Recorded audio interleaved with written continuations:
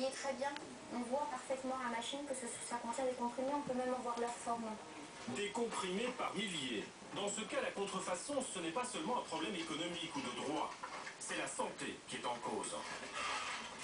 De plus en plus de gens commandent, je crois sans prendre conscience des risques qu'ils prennent. Quand vous avez une contrefaçon d'un t-shirt, c'est pas trop grave, mais quand on touche à quelque chose qu'on avale, on prend des risques. Et ils ne sont pas toujours mesurés malheureusement. Les médicaments, c'est bien le marché le plus inquiétant en matière de contrefaçon.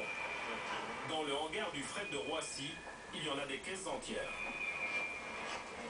Voilà, donc vous voyez l'expédition qu'on veut contrôler, c'est celle que nous avons devant nous.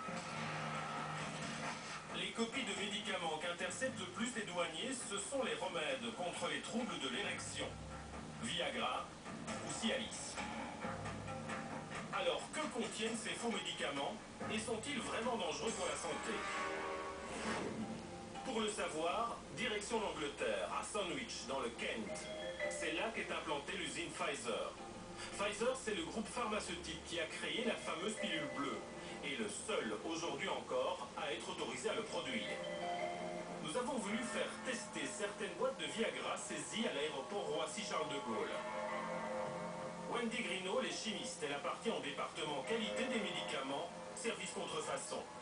Selon les experts, le Viagra est le médicament le plus contrefait au monde. Vous voyez ça, ce sont les échantillons qui sont en attente d'analyse. On en reçoit 140 par mois. 140 suspicions différentes de contrefaçon. Ce sont juste des produits Pfizer, et c'est seulement la partie immergée de l'iceberg. On n'en saisit qu'une petite partie. Et vous pouvez nous dire de quel pays viennent ces contrefaçons? Non, je peux pas. Je suis pas autorisée. Désolée.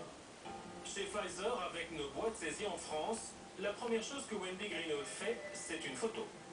Toujours garder une trace pour la base de données. Puis elle inspecte le conditionnement. À gauche, notre copie présumée,